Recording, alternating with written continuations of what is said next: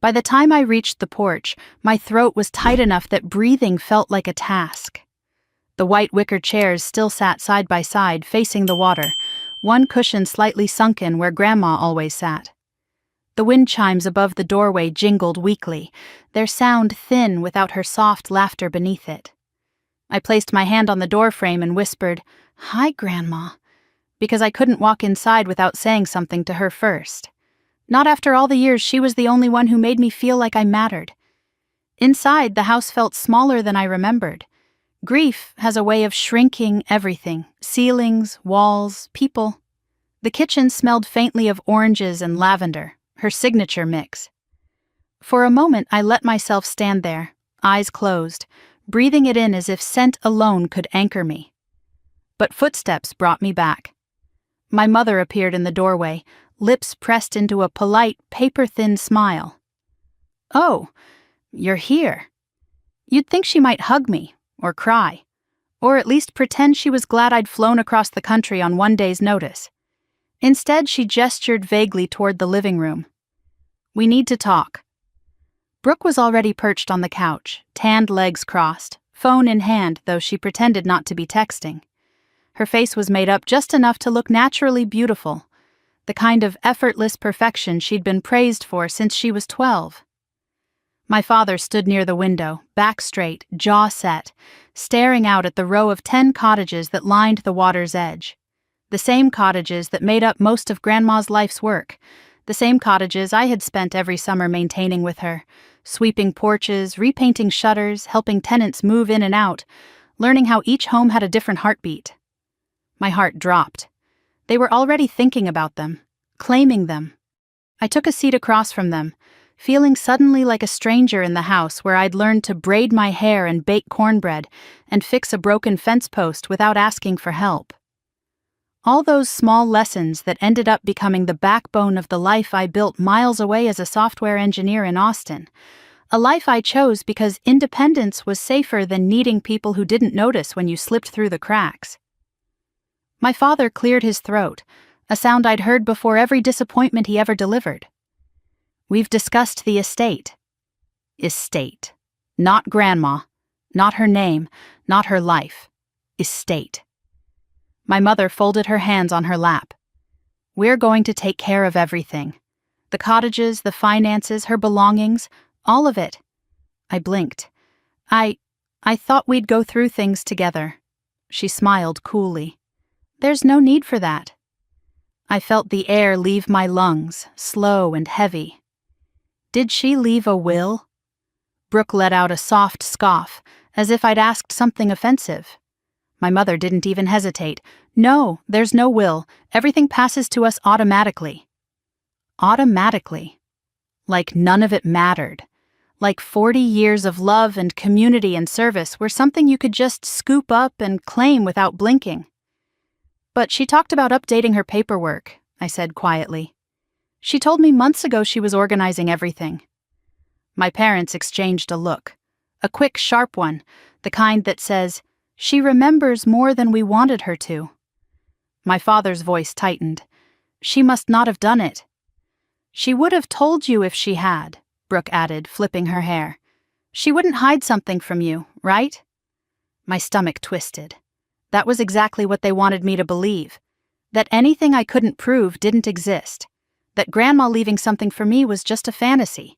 But something in my bones rejected it outright. "She was a planner," I said. "She labeled every drawer. She kept receipts for 20 years. She wouldn't leave her homes without instructions." My mother's expression cooled another few degrees. "Well, she did. You've been away so long, Harper. You wouldn't know." There it was. The old weapon. The same one she'd used since I left home at 17. The accusation that my independence was abandonment, that my distance was selfishness, that the job and life I built were proof I didn't belong to this family anymore. I straightened my spine. "I'd like to see whatever paperwork you have." "There's nothing you need to see," my mother said quickly, a sharpness slipping into her voice. "We've handled it." "Handled what?" I asked. Brooke rolled her eyes. "God, Harper, why are you being difficult? Mom and Dad are doing the responsible thing." Responsible? The word made me want to laugh and scream at the same time. My father finally turned from the window, his face as unreadable as stone. You're not involved in this. You've built your own life elsewhere. Let us take care of what's ours. What's ours? I repeated slowly. Grandma meant the cottages to be for the community, for the tenants she cared for us, my mother snapped. After everything we've done for this family, we deserve something. Everything they've done. Meaning raising Brooke like a porcelain doll while treating me like the house pet that kept finding its way out the door. Meaning the years they dismissed every award I earned while celebrating Brooke's lowest-level accomplishments as if they were Nobel Prizes. Meaning the reason I learned early that I had to build my own life, my own career, my own backbone. I looked at them, really looked. My mother's tight smile, my father's clenched jaw, Brooke's careless entitlement. And I realized, with a clarity that felt like a knife slicing through fog, that this conversation wasn't new. It had been happening my whole life, just with different subjects, different stakes. Grandma didn't raise me to step aside, I said quietly. Brooke scoffed again. She raised you to fix things and paint shutters. Congrats. My hands curled into fists in my lap, but I didn't let anger speak for me. I learned long ago that anger only made them feel justified. What they couldn't stand, what always unsettled them, was honesty spoken without shaking. I want to see her documents, I said again, steady. My mother stood abruptly, gathering a stack of folders from the coffee table. There's nothing here for you. I reached for them, but she pulled back sharply, her lips tightening like she was hiding something inside them. And then she said it, the line that snapped something open inside me. You should be grateful we're not asking you to help pay for the funeral. The room went silent. Even Brooke froze, as if she knew their cruelty had crossed a line. Grateful, as if love was a bill I owed them, as if my distance hadn't been a survival strategy, as if my grandmother's life and death and legacy were inconveniences they were generously dealing with.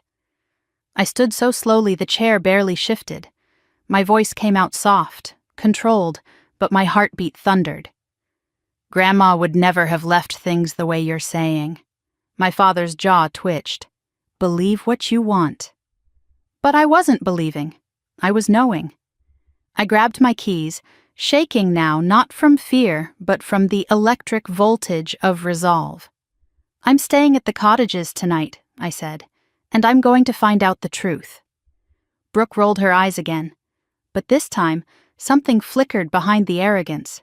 Fear of what I might uncover, of what she and our parents already knew. My mother's voice turned cold as tile. Don't start trouble, Harper. I looked at her, really looked, the way you examine something that has been familiar your whole life but suddenly feels foreign. I'm not starting anything, I said quietly. I'm finishing what Grandma May intended. I left before they could respond, walking out into the fading orange light where May's wind chimes whispered above me. My legs felt weak, but my spine felt stronger than it had in years. Because something was wrong, something was missing, something was being hidden, and whether my family liked it or not, I was going to find it. Not because I wanted the cottages, but because they weren't mine. They were hers, and I was the only one left who seemed to remember that. I hadn't planned on driving straight to the cottages after leaving my parents' house, but my body took the turns without asking my mind for permission. The sun was dipping low by the time I pulled up beside Cottage 1, casting the row of pastel homes in soft coral light. The Florida Keys had a way of looking peaceful, even when your life was tilting off its axis, and for a moment I stood there trying to breathe through the tightness building in my chest. The cottages had always been my refuge. Every summer from age 7 to 17, I'd spent weeks here with Grandma May, sanding porch rails, trimming bougainvillea, fixing shutters that blew off during storms, painting trim in shades she called joyful and tacky. She believed houses were like people, the ones that carried the most stories needed the most care. And these 10 little houses carried decades of them. I walked toward Cottage 4, where the gravel crunched under my shoes, and the air smelled of grilled fish from a neighbor's porch. It should have felt like home, but something about the quiet felt watched, like the walls were holding their breath. Then I saw him. Mr. Ramirez stood on his porch, watering his tomato plants the way he always did at dusk. He'd rented Cottage 3 for almost 15 years. Retired Coast Guard, late 60s, tan as leather, always wearing the same faded fishing hat. When he noticed me, he lifted a hand. "Harper Lane," he called out, his voice warm but cautious. "Haven't seen you in a long time." I stepped closer to his porch steps. "Hi, Mr. Ramirez." He set the hose aside and leaned against the railing, studying my face the way people do when they want to understand how much you're hiding. "You all right? You look like someone stole your compass." It was such a simple thing to say, but it hit hard. I swallowed and nodded. "Just a long day." He didn't push. Good men rarely do. Instead, he motioned me to sit beside him on the steps. I did. "You hear about May?" he asked softly. I nodded. "Yeah." "She was a good soul," he said, eyes lifting toward the orange horizon. "That woman saw the best in broken people." I blinked against the sting in my eyes. "She did." After a moment, he sighed. "Your parents came by the day after she passed. Told folks they'd be taking over management." My heart thudded. "Already?" He nodded once. "Sounded like they had plans, but not the kind your grandmother would approve of." The ache in my chest sharpened. "Did Grandma ever talk to you about a will?" He went quiet for a long beat. Then he nodded again, slower this time. "She said she was meeting someone to make it official. Said she didn't want these homes falling into the wrong hands." My breath caught. "She said that?" His eyes met mine with the kind of sincerity that doesn't bend.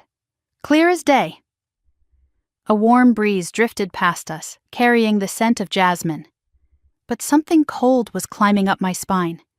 If she truly signed something, then my parents were lying. Not mistaken. Lying. Mr. Ramirez patted my shoulder. "May trusted you, Harper, more than anyone." I looked down at my hands, remembering the way she used to squeeze them when she told me she believed in the life I was building, even when my own parents didn't understand it. He stood up slowly. "You let me know if you need anything. These houses, they've been hurting without her. They could use a fighter again." His words stayed with me long after he disappeared into his cottage. I walked toward the shoreline behind Cottage 7, where the sky reflected on the water in melted shades of gold and crimson. This place used to be magic. It still was, but it felt cracked at the edges, like grief and deceit had seeped into the soil. As I stood there, something caught my eye. Brochures scattered near the side of the cottage, half tucked beneath a potted plant. I knelt to pick them up. Real estate brochures, upscale coastal properties, investment opportunities. Flip-ready homes. Cold washed through me. My parents had denied talking to a realtor, denied discussing sales, denied everything. But these brochures were fresh. These weren't here last month when I visited Grandma May. So why were they here now? A door creaked behind me, and I turned to see Lila, the young woman from Cottage 6, peeking out. "Harper?" she whispered. I stood. "Hey, sorry, didn't mean to scare you." She stepped outside, nervously twisting a hair tie around her wrist. "I'm really sorry about your grandmother. She was like sunshine." I smiled sadly. She really was. Lila hesitated before speaking again.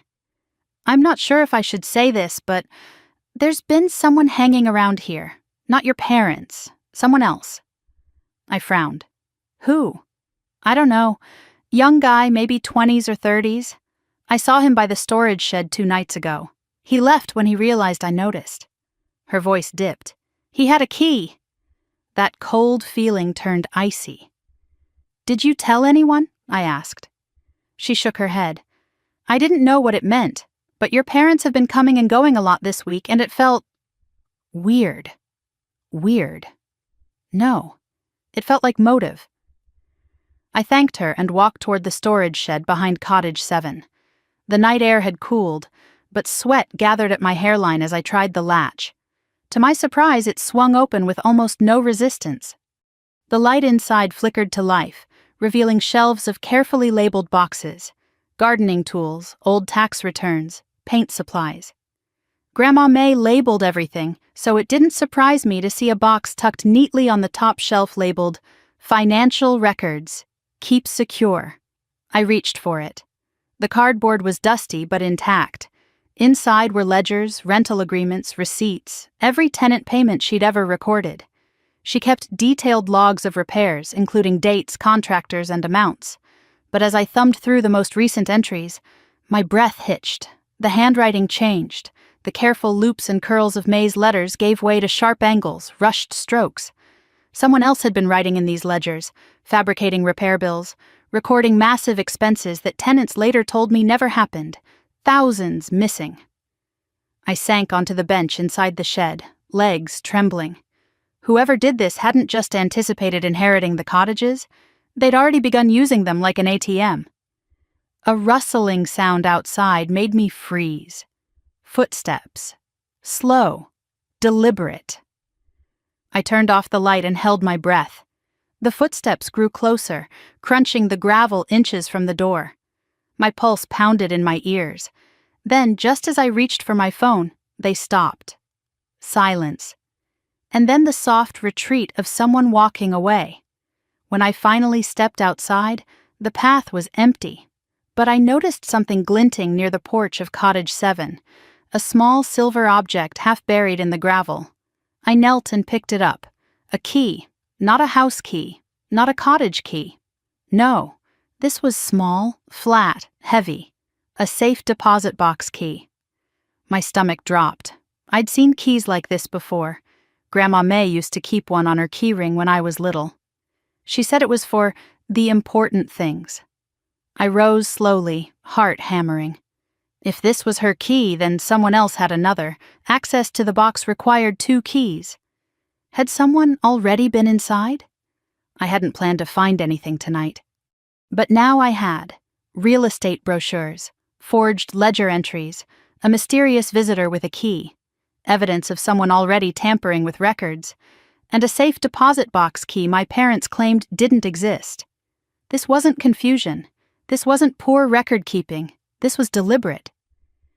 I walked back toward the main house, clutching the key so tightly it left an imprint on my palm. The moon rose above the water, casting the cottages in silver light, as if watching over them, watching over me. I paused at the porch of Grandma's cottage, suddenly overwhelmed. All my life, I'd felt like the forgotten child, the one left off the Christmas cards, the one praised less, loved less, needed less, the one who learned to fix things because no one else stepped in to help. But maybe May saw exactly who I was becoming. Maybe this was no accident. Maybe she knew I'd be the one to protect what mattered. I sank onto the porch steps, exhausted. The night was warm, and the sound of the ocean soothed the tightness in my chest, even as fear and fury tangled inside me. I felt her here, May, in the chimes, in the lavender scent still clinging to the curtains, in the way the porch boards creaked beneath my feet. She hadn't left me nothing, she'd left me clues, and I was finally listening. I reached into my pocket and unfolded the small wrinkled note Lila had given me earlier that evening, written in May's handwriting on a scrap of grocery list paper. "If anything happens to me, look in the safe. You'll know what to do." A tear slipped down my cheek before I could stop it. The words weren't poetic or dramatic. They were simple, steady, full of trust. She believed in me, even when my own parents never did. I closed my eyes, inhaling the salt air, and made myself a promise. I'd find the safe, I'd find the truth, I'd find every piece they tried to bury, and if my family wanted a fight, then they finally had one. Not the kind built on shouting or guilt or manipulation. The kind built on truth. The kind built on everything May taught me. I opened my eyes. The cottages stretched out before me, Worn, imperfect, loved. "Don't worry, Grandma," I whispered. "I'll take care of them." And for the first time since her passing, I knew I wasn't just saying it. I meant it. With my whole heart. The sun had barely risen when I stepped out onto the gravel path, dew still clinging to the blades of grass, the air thick with that familiar salt-sweet scent the Florida Keys carried like its own heartbeat. Morning light spilled lazily across the 10 vacation homes, their pastel colors glowing softly, mint green, lemon yellow, coral pink, all of them a little faded, a little crooked, and impossibly dear to me. They looked the same as when I was a child sweeping porches barefoot, but something in me recognized they might never feel the same again. I started my walk down the row of cottages, my fingertips brushing the railings as if touching old friends. Cottage 1 had a loose shutter again, the same one Grandma May and I repaired every summer. Cottage 2 had a chipped porch step. Cottage 3's wind chimes still played that soft harmony May loved. Everything looked normal, but grief and suspicion had a way of tinting normal things darker. I reached Cottage 3 just as Mr. Ramirez stepped out onto the porch, wiping his hands on his shorts. He still wore the same battered fishing hat he'd worn for at least a decade. "Morning, Lieutenant." He paused, corrected himself, and smiled. "Morning, Harper." I managed a small smile. "Morning. You're up early." He chuckled. "Old bones? Early hours?" Then he studied my face more closely, and the smile faded. "You didn't sleep." There was no point pretending. "No." "Thought so," he said. "You got the look of someone carrying something heavy." I glanced toward the ocean instead of answering. He didn't push, just nodded as if to say he was there if I needed him. Before I could speak again, a door creaked open behind him. Mrs. Holloway shuffled out onto her porch across the path, wrapped in a faded rose-colored robe, holding a steaming mug between her palms. "Harper, sweetheart," she called, her voice trembling with warmth. "Come here and let me look at you." I crossed the path and climbed her steps. She cupped my cheek as soon as I stood close enough. "Oh, honey," she whispered, "May would be so proud of you coming all this way. She talked about you every week." My throat tightened. "I miss her." "I know you do." She squeezed my hand gently. "She'd want you to take care of yourself, too." I nodded, though I knew taking care of myself wasn't something I'd ever been particularly good at. As if sensing my thoughts, she added, "You're more like May than you realize." Before I could ask what she meant, she glanced around cautiously, then leaned closer. "She told me, you know," she whispered, "about the will, about wanting things official." My breath caught. "She told you that?" "Oh, yes. Said you had the heart for this place. Said your parents didn't understand people, only money." Her words echoed what Mr. Ramirez had told me, amplifying my growing dread. If multiple tenants knew May wanted things formalized, then my parents had lied. They hadn't just misremembered or misunderstood. They'd erased something. A soft voice interrupted us. "Ms. Harper?" I turned to see Tariq, the young tenant from Cottage 8, standing at the base of the porch steps with a shy smile. "Morning," I greeted. He stepped forward, rubbing the back of his neck. "Lila told me you were here. We just wanted to say, May helped us when no one else did. She kept our rent low when my mom was sick. If you need anything from us, anything, you just ask." His sincerity was so open, so raw. It lodged itself inside my heart. "Thank you," I whispered. My tenants, no, Grandma's tenants, were more than neighbors. They were people she'd chosen to shelter, guide, and love, and now they were trusting me. By the time I left them and continued down the row, the sun was higher, casting sharp shadows beneath the palms. But the warmth did nothing to settle the chill running down my spine. The cottages felt familiar, yet wrong in ways I couldn't quite name. At Cottage 4, I noticed something that made me stop cold. A brand new AC unit. Shiny, pristine. not from any company May usually used. She always hired local contractors she trusted, men she fed banana bread and paid extra during hurricane season. This unit was expensive, modern, installed recently. But Mr. Ramirez had told me no repairs had happened. The ledger entries I'd seen last night came back to me, fabricated repairs, inflated costs. And this AC unit fit that pattern too perfectly. Someone had installed it not to help tenants, but to justify withdrawals. Anger simmered beneath my ribs. I needed answers. I walked toward the main house, where I kept the safe deposit box key tucked securely in my pocket. But instead of going inside, I stopped at the porch swing. Memories tugged at me. May reading mystery novels, knitting blankets for babies in the shelter, drinking sweet tea while telling me stories about the people these cottages had helped over the years. She always said, "Harper, these homes keep their secrets, but they'll tell them to you if you listen."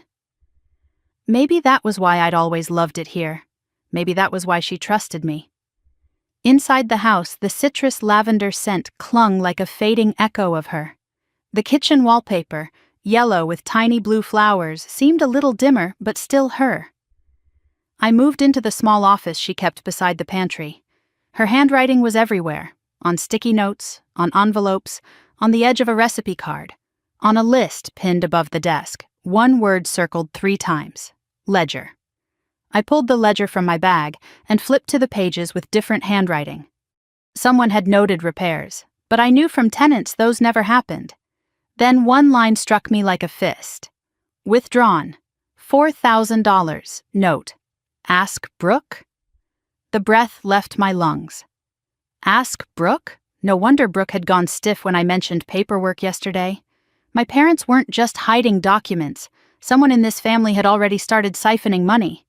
The air felt too thick, too heavy. I stepped away from the desk, pacing.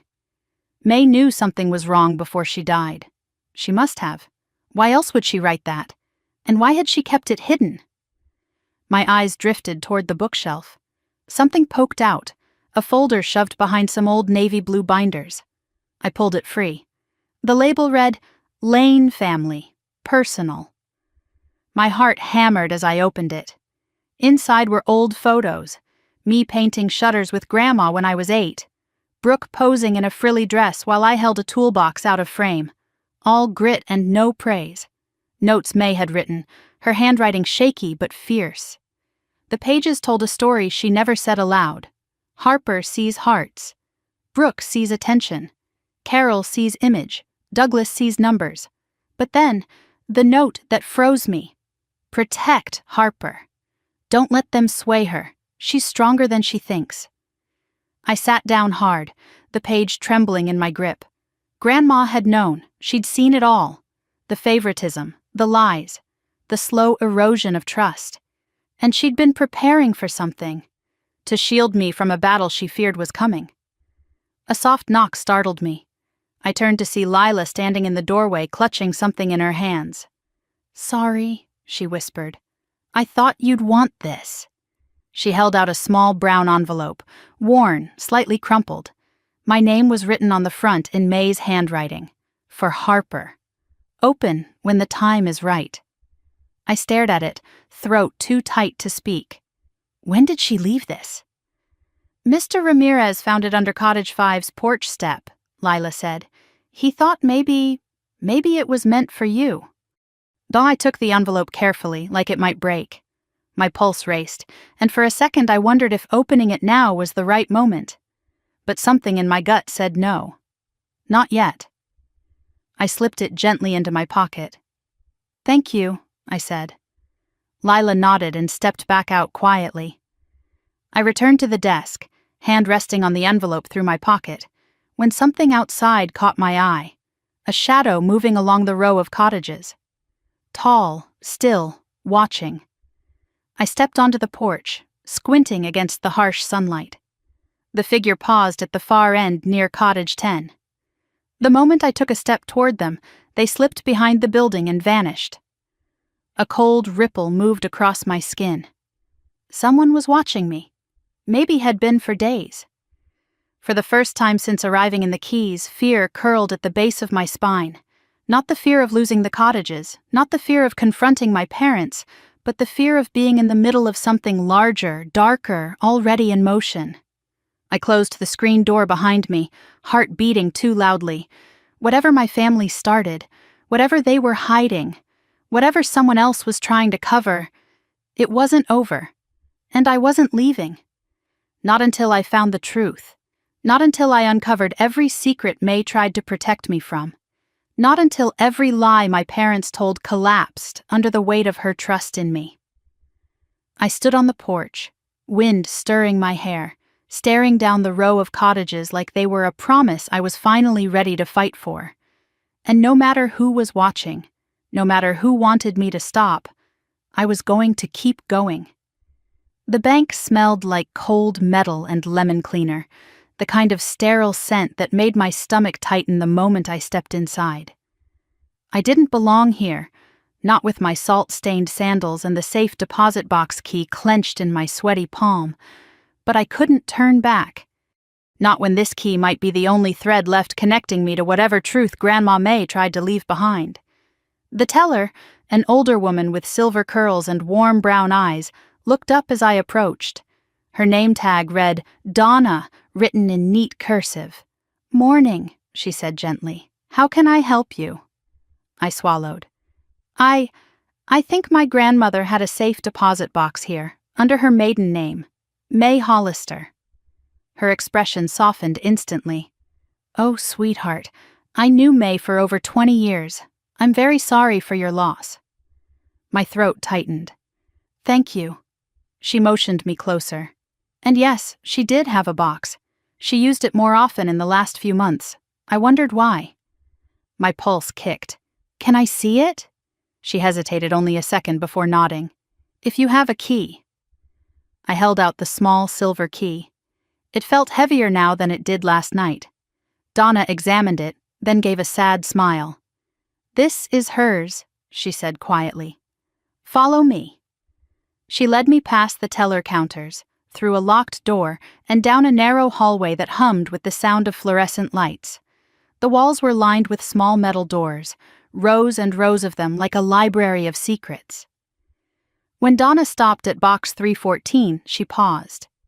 "This requires 2 keys," she explained. "Yours and the bank's." She inserted her key, then nodded for me to insert mine. My hand shook slightly, but the key slid in smoothly. Together we turned them. The mechanism clicked. Donna stepped back. "Take all the time you need." She left me alone with the open box, and I pulled the long metal drawer out, placing it on the small table in the corner. Inside was a manila folder, a small flash drive, and a leather-bound notebook tied with a thin ribbon. My heart sped up. I opened the folder first. Documents. So many documents. Rental summaries from the past year, bank statements, copies of tenant agreements, and then, even though I was bracing myself, not prepared for what I saw, a draft of a will. Typed, organized, with Grandma's name and details at the top, but unsigned. My breath escaped in a shaky exhale. It wasn't worthless. Drafts showed intent. But without a signature, without witnesses, without the official page, it wasn't enough to prove anything in court. I forced myself to keep going. Behind it were handwritten notes in May's neat script, dated weeks before her death. Final will signing Thursday. Notary, Ellis Rowan, witnesses, CP/MS. My pulse hammered. She had signed something. She had notarized something. So where was the final document? Why was only the draft here? I untied the ribbon around the leather-bound notebook and opened it. Pages of thoughts, reminders, small doodles, weekly grocery lists. And then toward the middle, her handwriting changed. Slanted, urgent. "If they find this before you, the will may disappear." I stared at those words until they blurred. Disappear. She knew. She suspected. A chill crept down my spine. She was trying to warn me. I turned the page carefully. There were indentations, as if she had written something hard enough to leave marks even after tearing the page out. I shaded it with the side of a pencil lying on the table. Words slowly appeared in the graphite. "Don't trust them." My knees went weak. I gripped the edge of the table until the shaking stopped. Them, my parents, or someone else. I rubbed my eyes and reached for the flash drive. It was small and black, the type May never would have bought herself. I plugged it into my laptop and waited. A few folders appeared. Cottages, ledgers, legal keepsafe. My stomach flipped at the last one. I opened it. Inside was a document titled Final Will Signed, PDF. My breath stopped. I clicked. The screen flashed. Error, file corrupted. I tried again. Corrupted. I clicked Properties. The metadata loaded slowly, lines of information filling the window. Created, Thursday. Time 4:12 p.m. Location, May's home laptop. Last accessed, my heartbeat stalled. Last accessed by carol.laneinternetmail.com. Time, 2 days after May died. My mother had accessed this file. My mother had touched the will. My mother had deleted the only digital copy. Something inside me cracked. I leaned back in the chair, closing my eyes as the full weight of betrayal pressed down on me. I thought of her face last night. Tight smile, curt tone, dismissive shrugs. We've handled it. Yes. They had handled it. Too well. I gathered the flash drive and documents, placing everything carefully back in the folder. When I stepped into the hallway again, Donna gave me an encouraging nod. I hope you found what you needed, she said softly. I didn't trust my voice, so I only nodded and walked out into the sunlit parking lot, where the heat wrapped around me like a blanket I didn't want. I sat in my car, hands on the wheel, staring at the dashboard without turning the engine on. My heart was breaking and hardening at the same time. I thought I was alone until a buzz from my phone made me jump. A message from an unknown number. Stop digging, Harper. I swallowed, the back of my neck prickling. Another message popped up. You won't like what you find. Fear curled tight in my gut, but anger burned through it almost immediately.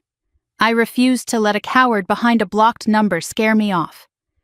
I put the car in drive and headed straight to May's cottage. I needed to think. I needed to spread everything out, map it, understand it. Mom's access to the file, the missing final will, the handwritten notes, the new AC unit, the forged ledger entries, the real estate brochures, the strange man with a key, the tenant's stories. Every piece pointed in one direction. Somebody, maybe several somebodies, wanted this entire estate cleaned out, erased, stripped, and sold before I got home. When I reached the cottage, I went inside and dropped the manila envelope onto the dining table. Papers slid out, wills, drafts, ledger copies, handwritten lists. I spread the evidence out like puzzle pieces. Draft will, signed will metadata, bank records, tenant notes, handwriting discrepancies, missing financial entries, safe deposit logs, forged repairs, unauthorized access. There were too many matching lines, too many coincidences, too many hands touching what wasn't theirs. My phone buzzed again. This time it was a voicemail notification. I pressed play. A pause. A breath. Then a distorted voice, male, low, threatening. You should have stayed away. The line clicked off. My chest tightened. Whoever this was, they didn't want me getting closer. But they were too late. I walked to the window, staring out at the cottages glowing in the late afternoon sun. These were more than rentals. They were pieces of people's lives, pieces of May's heart, pieces of mine. I wasn't going anywhere. I needed help, though. Someone who understood the legal weight of what I was holding. I grabbed my keys, snatched the folder from the table, and drove straight to Andrea Sloane's office. Andrea greeted me in a crisp navy blazer, her expression calm but alert. She cleared space on her desk, and I laid everything out in front of her. She read silently, piece by piece, lips tightening with each new document. When she finally looked up, her voice was low but steady. Harper, she said, this isn't just suspicious. This is criminal. I swallowed hard. I know. And you need to understand something else. She tapped the shaded pencil indentation of May's warning. People don't destroy a will unless they have something to lose. I nodded. They were going to sell the cottages. Andrea sighed. And they still might try. My throat tightened. I won't let them. She studied me, then leaned back. We need witness statements. The notary. The 2 witnesses she listed. Anyone who saw activity around the time of her death. I nodded. And, she added, we're filing an injunction before anyone touches a single property document. A rush of relief and fear hit me at once. Finally, someone was on my side. Someone who believed me. Someone willing to fight. When I left Andrea's office, the sun was already low, casting long shadows over the street. I pulled into the driveway of the cottages just as the first hints of twilight settled in. I turned off the engine, listened to the chirp of frogs, the whisper of the breeze. A sound came from the side of cottage 2. A footstep. Slow, deliberate. My breath stilled. I stepped out of the car, gripping my bag tightly. Hello? I called out. No answer, but I felt eyes on me, watching, measuring. A figure shifted behind the cottage, tall, broad-shouldered, moving with unsettling ease. And then they slipped out of sight. I stood frozen, heart hammering, the final slant of sunlight turning everything around me gold and ominous. Whoever that was, they weren't just trying to hide the truth. They were trying to erase it. And they weren't finished. Neither was I. I found the drawer open before I even reached the office. Papers that had been neatly stacked the night before were scattered across the floor like someone had ransacked the room in a hurry. My stomach lurched as I stepped inside, scanning the mess for the documents I'd left on the desk. May's ledger copies, the suspicious repair invoices, the notes I'd collected from tenants. All of it was gone. Completely gone. For a moment I just stood there, breathing too fast, every instinct in my body tightening the way it had when I was a kid bracing for one of my father's cold, quiet lectures. Then something metallic glinted near the threshold. I bent down and picked it up, a torn scrap of a real estate brochure. And on the back, in my father's handwriting, the beginning of a phone number. The air left my lungs. This wasn't random. This wasn't an accident. Someone had come into May's cottage, her home, and taken only the documents tied to the inheritance. I felt heat rising beneath my skin, a tremor of anger, sharp and clean as a blade. I grabbed my keys, stormed out of the cottage, and didn't stop moving until I reached my car. The drive to my parents' house blurred into a smear of palm trees and headlights. By the time I slammed the car door shut in their driveway, my hands were shaking so badly I had to curl them into fists just to keep them steady. Inside, the house was warm and bright. Laughter drifted from the dining room.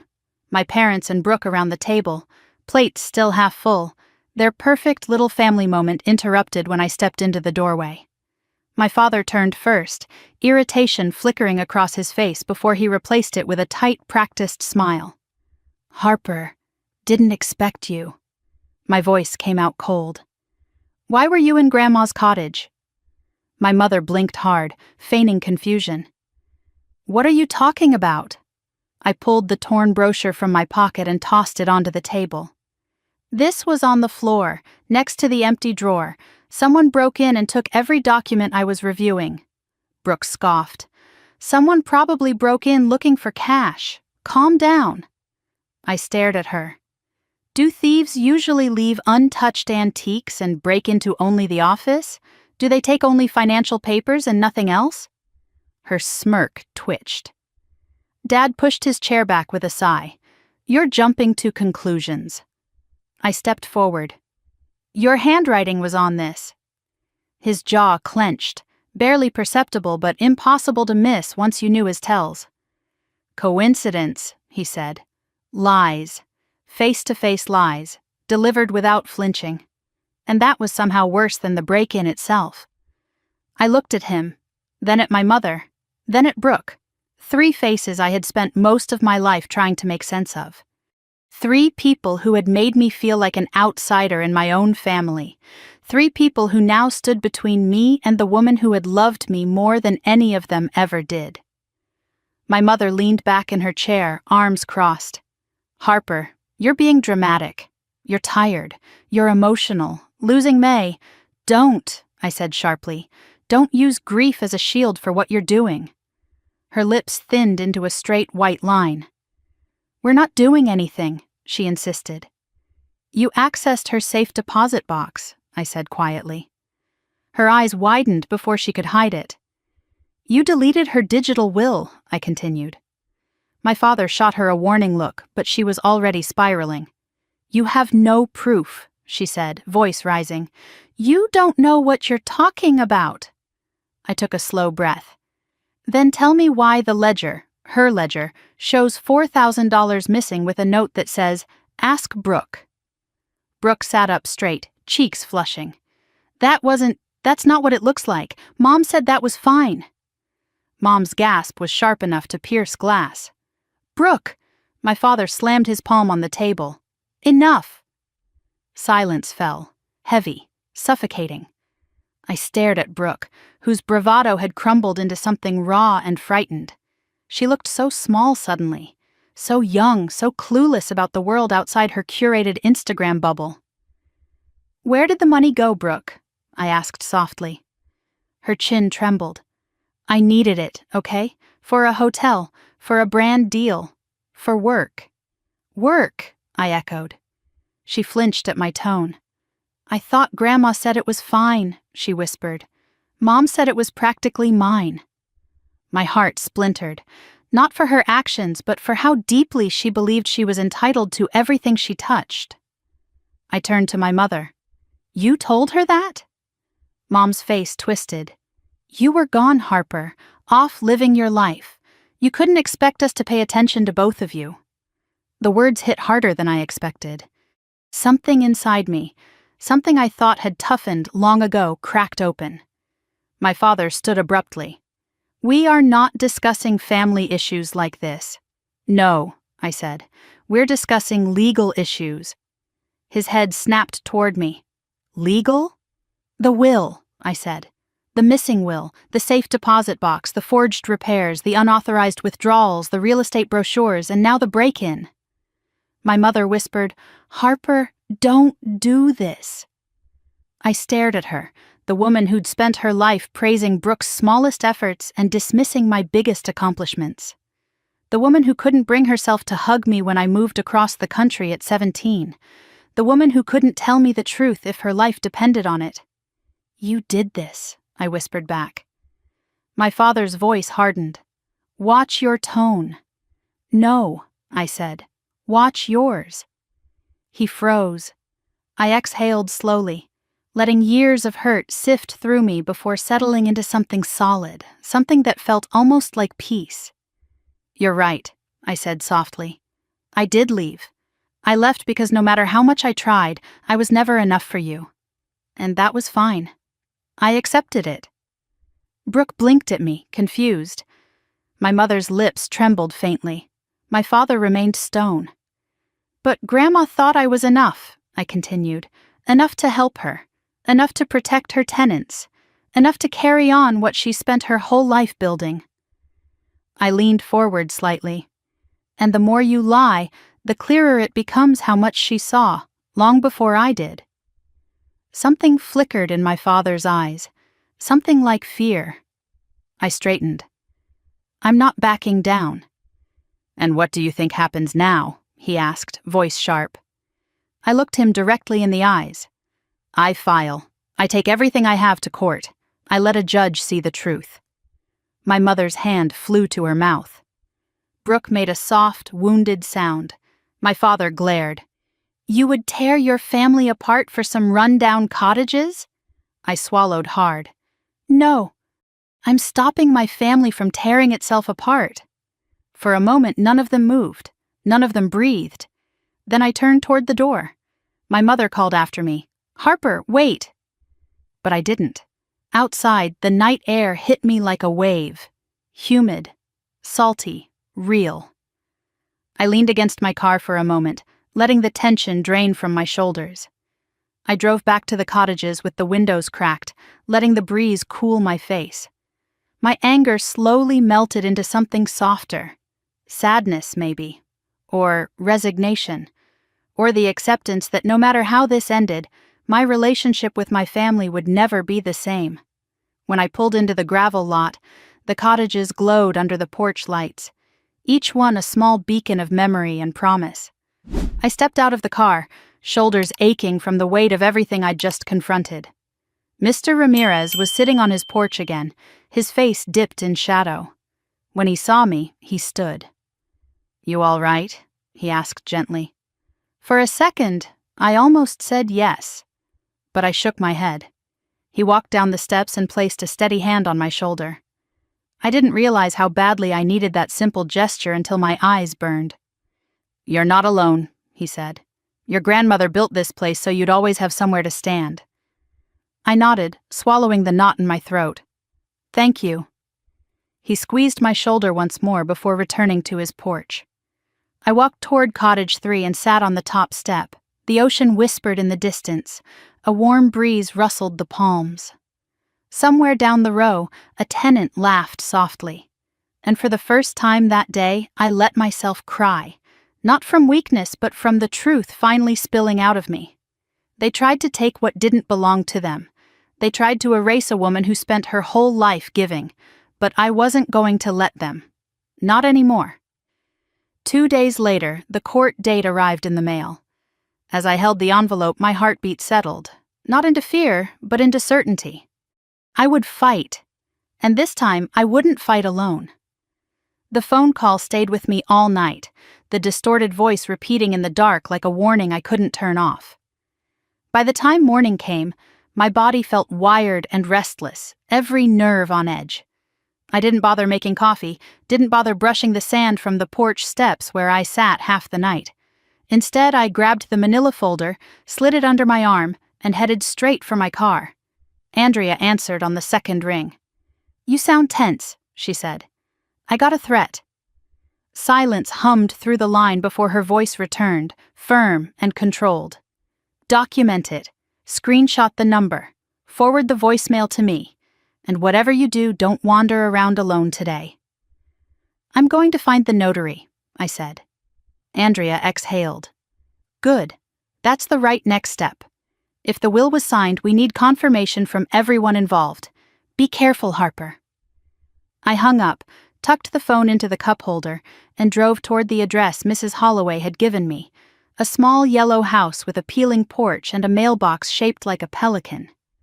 The place looked quiet, peaceful, the kind of home where someone baked banana bread on Sundays and watered plants every afternoon. I knocked once. No answer. I knocked again, harder this time. Still nothing. I stepped back, ready to try a third time, when the door cracked open an inch. A frail voice said, "If you're here selling roof treatments, go away." "It's Harper," I said quickly. "Harper Lane."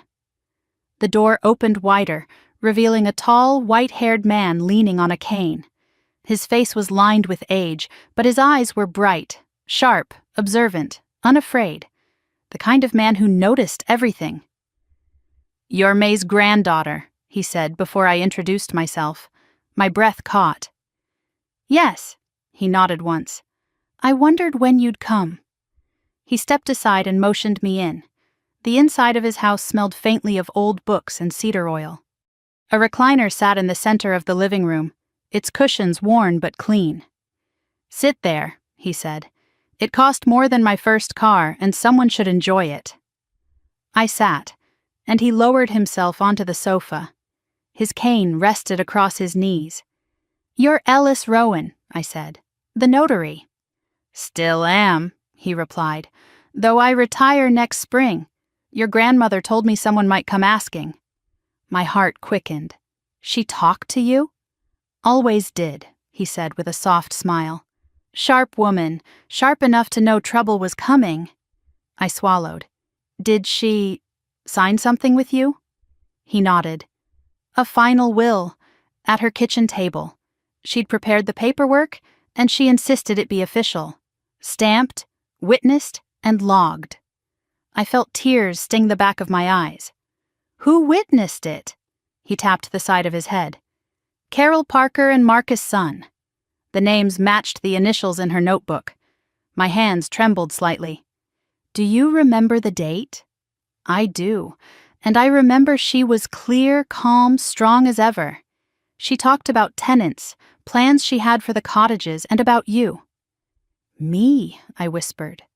She said you understood the homes, Rowan said, and the people in them. Said your parents didn't understand anything except asset value.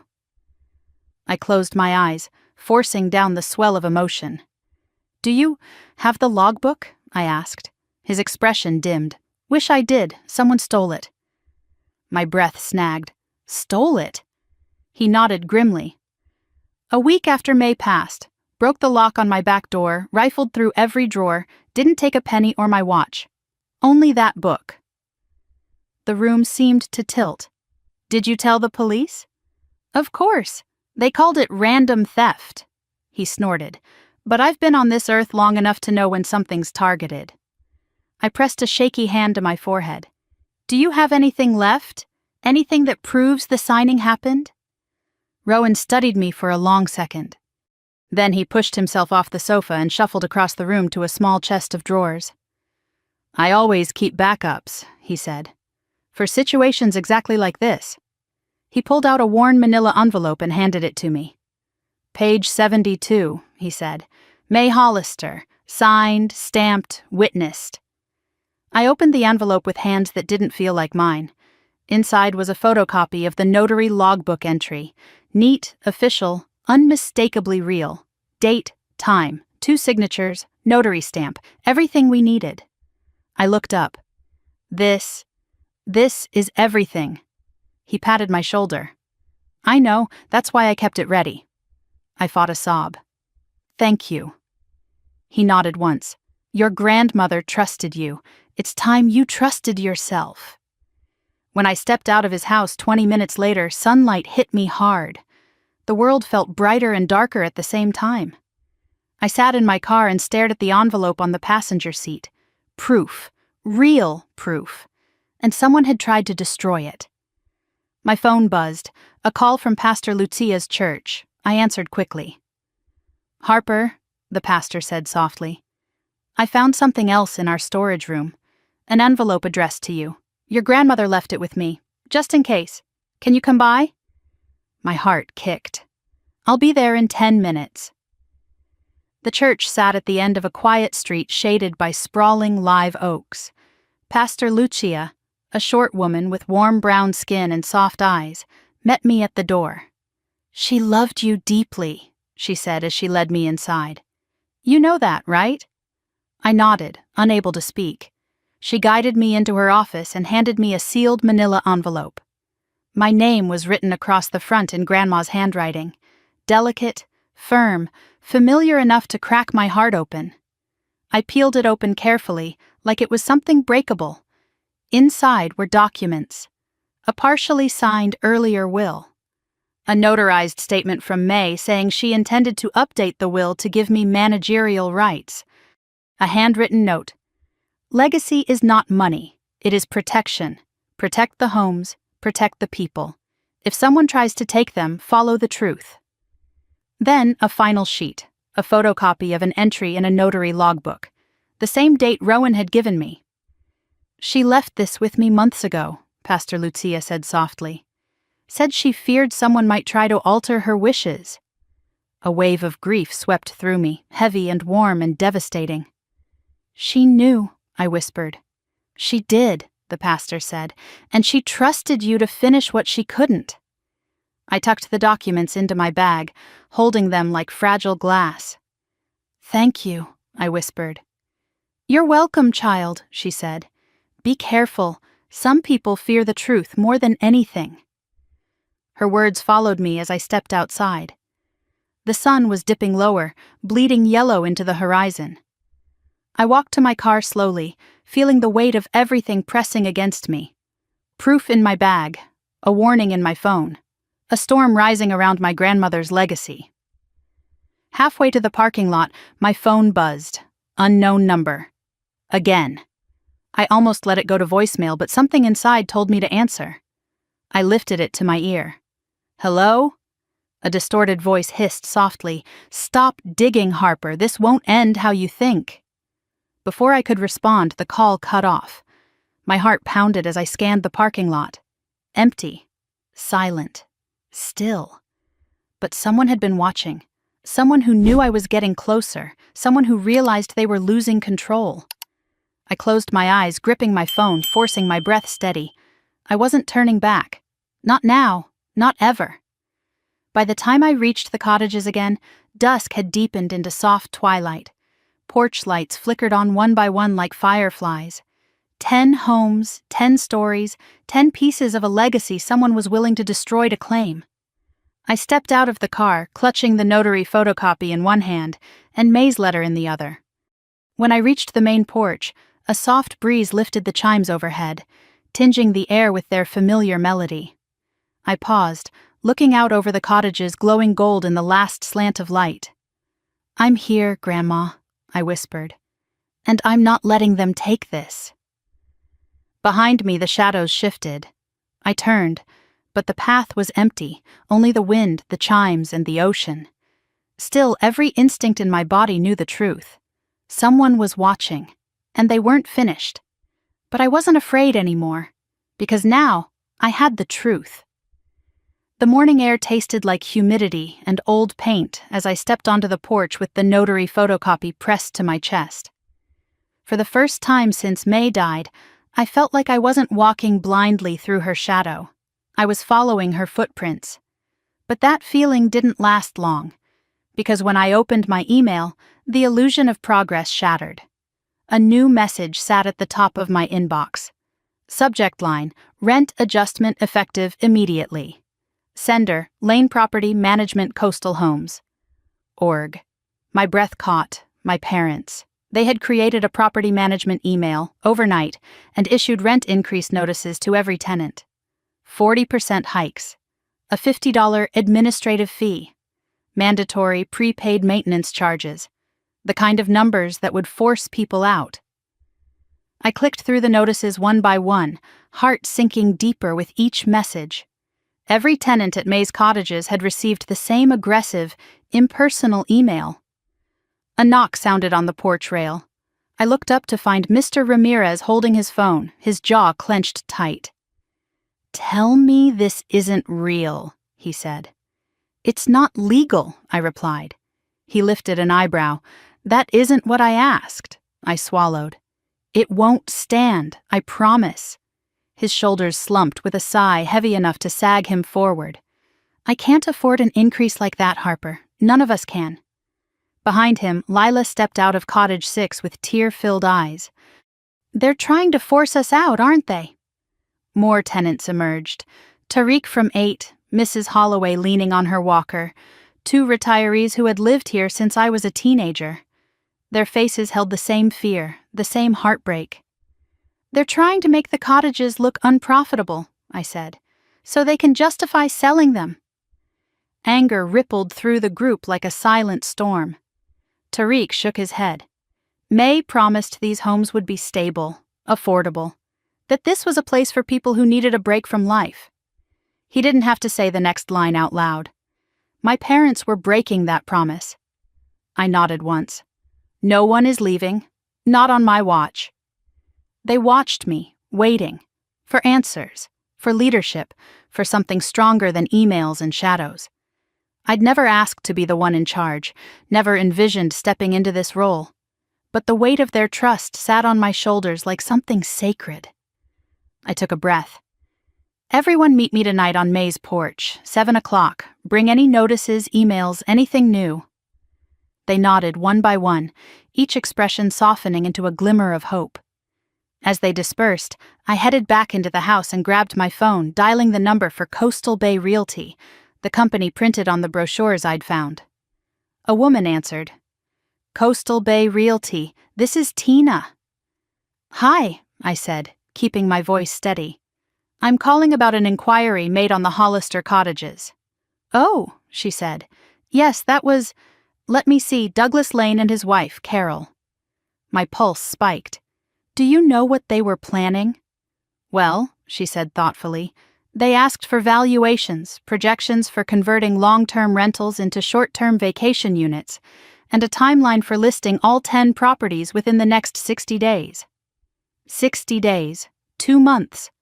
Everything clicked into place.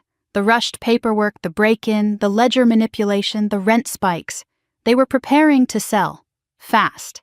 Before anyone could intervene. Before I could get evidence. I thanked her and hung up, fighting the tremor rising in my hands. They weren't just being selfish. They were desperate. Maybe scared. And desperate people made reckless decisions. I dialed Andrea. "Tell me you found something," she said. "Oh, I found something," I replied. "They're trying to evict tenants through rent hikes, and they plan to sell all 10 homes in 2 months. A beat of silence. "Good God," she whispered. "Okay, we file immediately. Emergency injunction, tenant protections. If they keep pushing, this could turn into attempted estate fraud." "I know." "But Harper," she added carefully, "this means your parents aren't just lying, they're actively hiding malfeasance." I knew she was right, but hearing it said aloud scraped at something raw inside me. I hung up and spent the next hour drafting statements from tenants, printing notices, and gathering every scrap of documentation. The evidence pile grew thick, overwhelming, damning. At 7, the tenants gathered on the main porch. Lanterns glowed softly around us as the sky faded into dusky purple.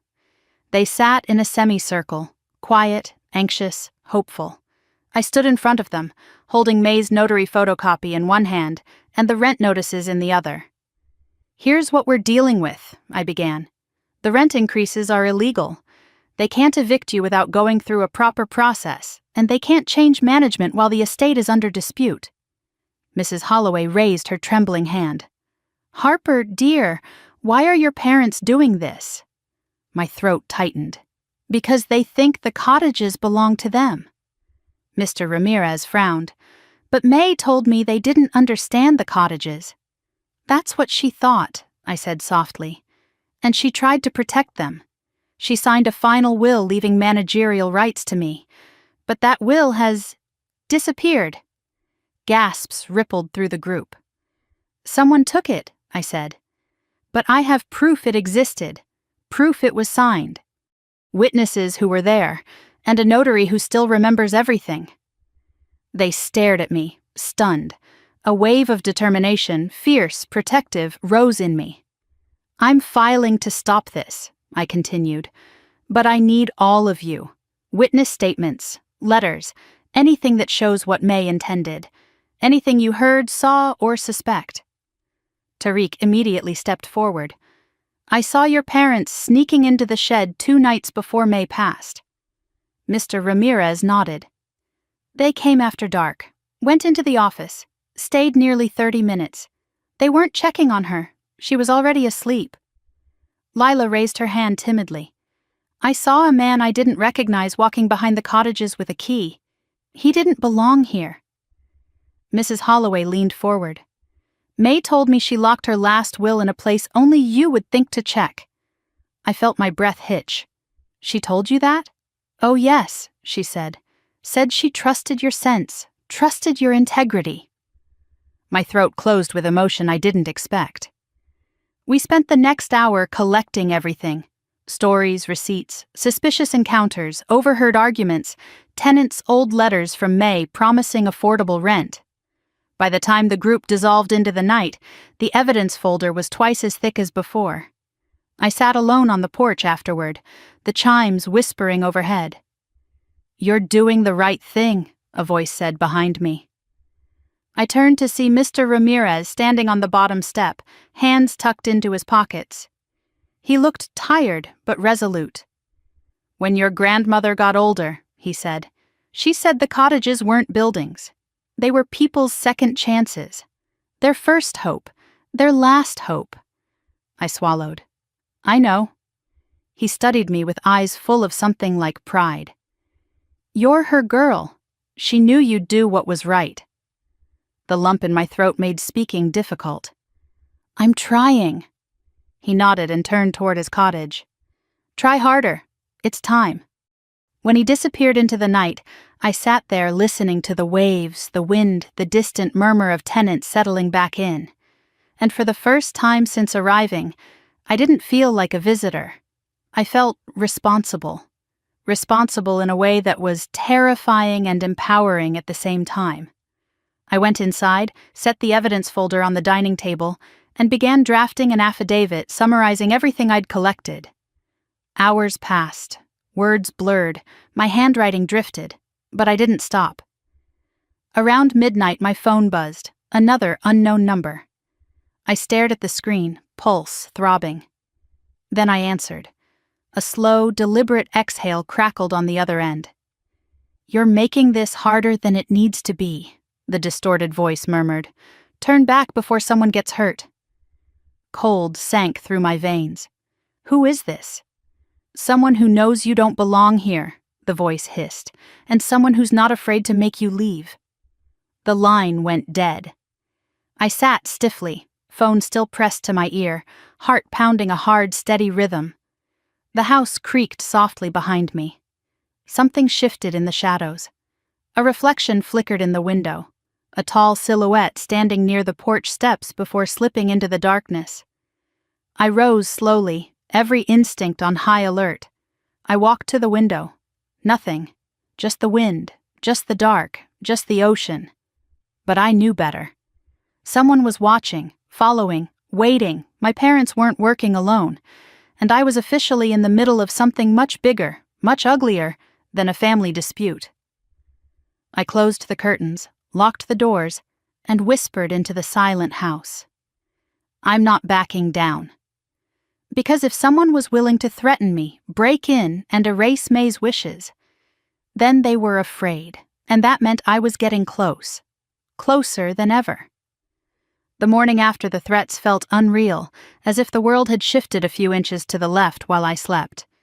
The air was too still, the sunlight too bright, the quiet too heavy.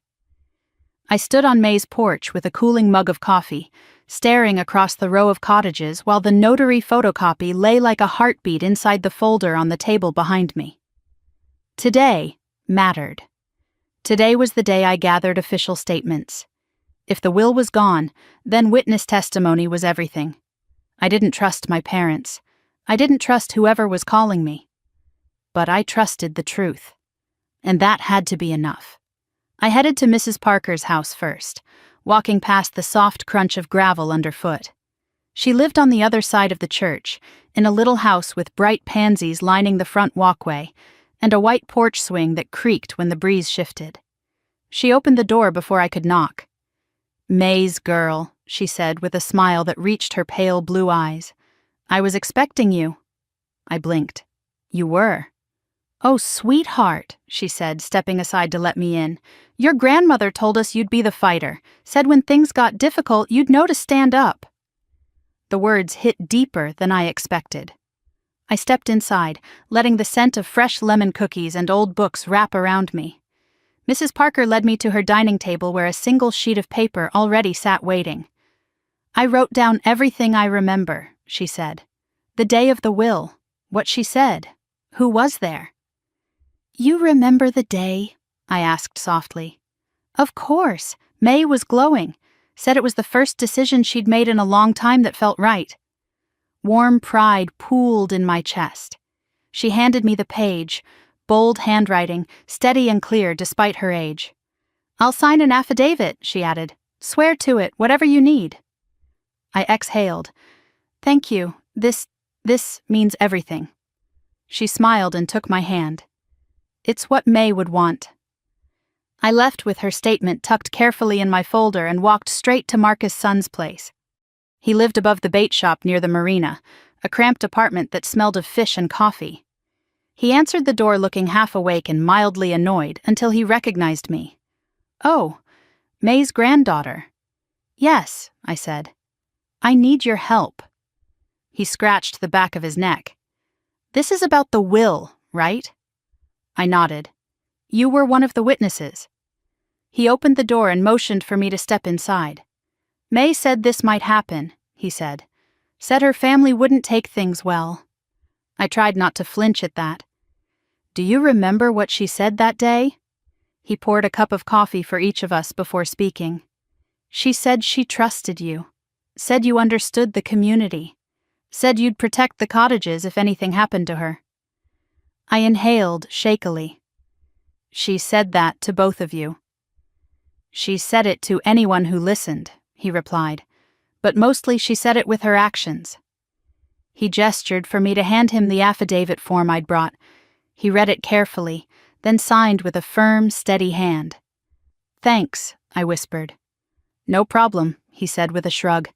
May did a lot for us. Time to return the favor. I stepped outside feeling stronger, steadier, more rooted in something real. With 2 witness statements secured, I headed back toward the cottages to organize everything before meeting Andrea. But as I turned the corner near Cottage 9, a flash of movement caught my eye. A man stood at the far end of the gravel path, tall, hood pulled low, motionless. He stared straight at me. Though I couldn't see his eyes, I felt them. Cold, calculating. My breath hitched, but I forced myself not to freeze. "What do you want?" I called out. The figure didn't move, didn't speak. I took 1 step forward. He took 1 step back. Another step forward. Another step back. Then he disappeared behind the corner of the last cottage. I ran toward the spot, heart pounding, adrenaline surging, but when I turned the corner, the path was empty. No footprints on the sand. No sound. No shadow. The air grew tight. My hands shook as I pressed the folder to my chest. I was being watched, more closely than ever. I walked briskly back to May's cottage. When I stepped inside, the phone on the wall began ringing immediately. My pulse spiked. I hesitated, then lifted the receiver. A soft inhale echoed on the other end. I didn't speak, neither did the caller, but the breathing was unmistakably deliberate, not panicked, not rushed, slow, precise. Then, finally, a voice. "You're getting too close." My grip tightened on the receiver. "Who are you?" Silence stretched for 3 seconds. Then, "You should have left when we told you." The line went dead. My stomach twisted, but I forced myself to move. Fear could paralyze or ignite, and I wasn't letting it win today. I placed the receiver back on its hook, grabbed the folder, and headed for my car. Andrea needed to know everything. Her office sat near the old marina, small brick building, clean, sun-faded above the doorway. She let me in with a tight expression the moment she saw my face. "You look like you saw a ghost," she said. "Not a ghost," I replied shakily. "A man, watching me, following me." She motioned for me to sit. "Start at the beginning." I took a breath and told her everything. The threats, the figure on the path, the silent calls, the escalation. Andrea listened without interrupting, but her face grew darker with each detail. When I finished, she leaned forward. "This isn't just inheritance fraud anymore. This is intimidation, possibly criminal harassment. We'll alert the judge and file for protective measures." I swallowed. "Do you think my parents—" "I don't know yet," she said carefully. "But I do know they're not acting alone. Someone else is involved." I nodded reluctantly. "Now," she continued, "show me what you found." I placed the notary photocopy on her desk. Her eyes widened slightly as she scanned it. "This is huge," she whispered. "This corroborates the signing. We just need the notary's affidavit, and the judge will temporarily freeze every asset your parents are touching." I pulled out the witness statements. "I have those too." She took them like sacred pages and laid them neatly beside the photocopy. "This case," Andrea said slowly, "just became very winnable." A wave of relief washed over me, but it was mixed with something heavier, something like grief, something like betrayal. "My parents will hate me for this," I murmured. Andrea's expression softened. "Sometimes doing the right thing doesn't look like loyalty. It looks like courage." I shook my head. "I just want to protect what May built.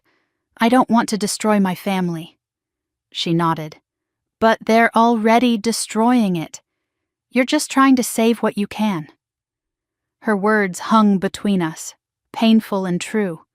We spent hours assembling a watertight legal package: affidavits, statements, timeline, evidence, notarized copies, photographs. When we finished, the folder was thick enough to weigh down my entire arm, and it felt like something alive, something powerful. When I left Andrea's office, night had already settled, the moon hanging full and pale above the marina. I drove home slowly, headlights carving narrow paths through the humid darkness. But when I pulled into the gravel lot, I stopped cold. The porch light of May's cottage was shattered. Glass glittered like stars across the steps. The door hung open an inch. Ice slid down my spine. Someone had been inside. Again. I stepped out quietly, heart in my throat, folder clutched tight. I scanned the shadows. Nothing moved, but the darkness felt thick, watching, breathing. I pushed the door open. The house was silent. Too silent. I stepped into the living room, expecting chaos. But instead, nothing was disturbed. The picture frames were still straight, the curtains unmoved, the furniture untouched. Only one thing was different. The envelope with May's note, the one that read, "Open when the time is right," was gone. Stolen. My breath left me in a sharp, painful gasp. Someone didn't want me to find out what she wrote. Someone was trying to erase her voice completely.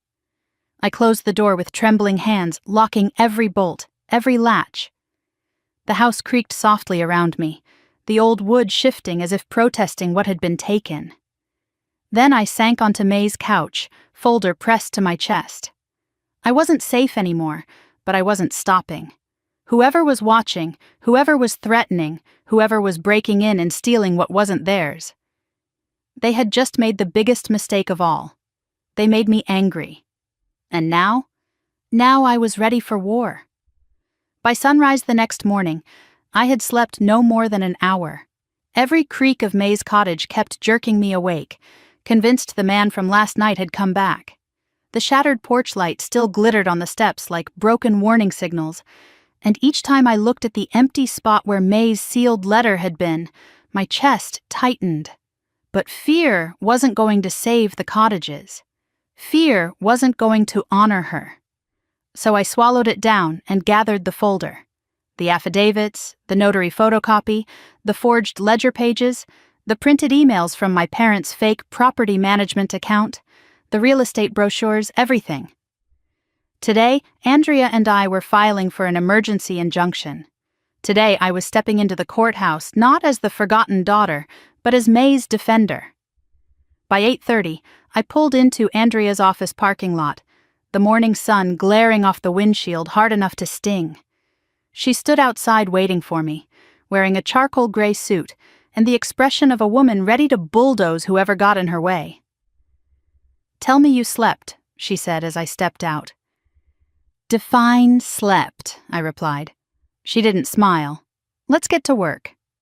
Inside, her desk was covered in legal forms, printouts, highlighted lines, and a thick binder she labeled Lane Estate, Emergency Filing. She motioned for me to sit, then opened the binder to the first section. "These affidavits are solid," she said. "The witness statements match the notary timeline perfectly, and the threats, well, they're evidence of intimidation." I exhaled. "Do you think the judge will grant the injunction?" "Honestly," she said, flipping through pages, "I think he'll grant more than that." My stomach fluttered with something like hope, and something like dread. Andrea slid a signature page in front of me. "Your part." My hand hovered over the pen. "Once I sign this," I whispered, "there's no going back." Andrea met my eyes. "Your parents crossed the line first. You're not destroying anything. They are. You're protecting what May wanted." I nodded. My throat burned. Then I signed my name. The ink wasn't even dry before Andrea grabbed the folder, clicked her briefcase shut, and said, "Let's go." On the drive to the courthouse, my phone wouldn't stop buzzing. Tenants texting updates, screenshots of additional emails from my parents' fake management account, rent notices stuck on doors overnight, even a picture from Tariq of a stranger circling the cottages at dawn. Andrea frowned. "Don't respond right now. We'll handle all of this once the injunction is in place." When we stepped into the courthouse, the air was cold enough to raise goosebumps on my arms. Andrea walked with quick, purposeful steps, her heels clicking a sharp rhythm across the tile floor. I followed her through security, through a hallway of old portraits, up a flight of stairs, until we reached the clerk's office. A clerk with glasses hanging from her neck looked up. "Good morning. Filing for—" "Emergency injunction under estate fraud," Andrea said, sliding the binder across the counter. The clerk's eyebrows lifted slightly. She flipped through a few pages, then nodded. "I'll take this straight to the judge," she said. "He'll review it this afternoon." A strange energy pooled in my stomach. Part dread, part hope, part something more powerful than either. Walking out of the clerk's office felt like stepping back into sunlight after a long time underground. But the day wasn't nearly over. The next step was finding the missing paper trail. "We need the bank," Andrea said. "If your mother accessed the digital copy of the will, there might be logs." My pulse sped up. "She's going to freak out." "She should," Andrea replied. At the bank, Donna recognized me immediately and waved us back to the same hallway with the deposit boxes. "I didn't think I'd be seeing you again so soon," she said with a sad smile. "Did someone else access May's box?" Andrea asked carefully. Donna nodded slowly. "Yes, her daughter Carol came 2 days after May passed. We have logs for that." My breath caught. "Can we see them?" "Only with written authorization from the estate manager," Donna replied. "Which," Andrea said, tapping the binder, "is exactly what we're filing for." Donna hesitated, then said quietly, "I'll get the preliminary logs. I can't release them officially, but I can confirm whether there was suspicious activity." She left us alone in the hallway for a moment. When she returned, she held a small printout with 2 entries. May's access, 3 weeks before her death, Carol Lane, 2 days after her death. Donna lowered her voice. "Your mother checked the box out for 26 minutes. When she brought it back, the bank manager noticed the folder inside was thinner." Andrea's knees nearly buckled with vindication. "This seals it," she whispered. "Your mother tampered with estate documents." My chest tightened painfully. I knew it was true. I'd felt it in my bones. But hearing it said, seeing it in ink, it twisted something inside me. I stepped outside for air, leaning against the side of the building. The Florida heat pressed against my skin, but it didn't calm the shaking in my chest. She did it. My mother did it. She took the will. She erased May. Andrea joined me a moment later. "We have enough to halt everything," she said. "Now we need to talk witnesses." I nodded and followed her back to the car, but as we reached the parking lot, everything shifted. A figure stood beside my car, tall, broad-shouldered, dressed in a dark hoodie despite the heat. My pulse dropped into my stomach. Andrea inhaled. "Is that—" "Yes," I whispered. "That's him." The man turned his head slightly, as if listening to something only he could hear. Then he stepped forward. Slowly, purposefully. I froze. Andrea stepped in front of me. "Sir, this is private property. You need to leave." He stopped several feet away. His face was shadowed beneath the hood, but I could see the twist of his mouth, almost a smile. "You should stop digging, Harper," he said softly. His voice, calm, unhurried, like he had all the time in the world. My blood went cold. Andrea squared her shoulders. "If you don't leave, I'm calling security." The man tilted his head, studying her like she was an annoyance. Then he turned his eyes back to me. "They won't protect you," he murmured. "Nobody will." I stepped forward despite the fear rattling inside me. "Is that a threat?" He smiled slowly. "It's a warning." Then he turned and walked away, slipping between 2 cars before disappearing completely. Andrea called the bank security immediately, but they couldn't find him. It was like he evaporated. I sat in my car trembling until the shaking dulled into anger, deep, simmering anger. "I'm done being scared," I finally whispered. Andrea put a steadying hand on my arm. "Good." because things are only going to get louder. We drove straight to the church next. Pastor Lucia met us at the door, her brow creased with worry when she saw my pale face.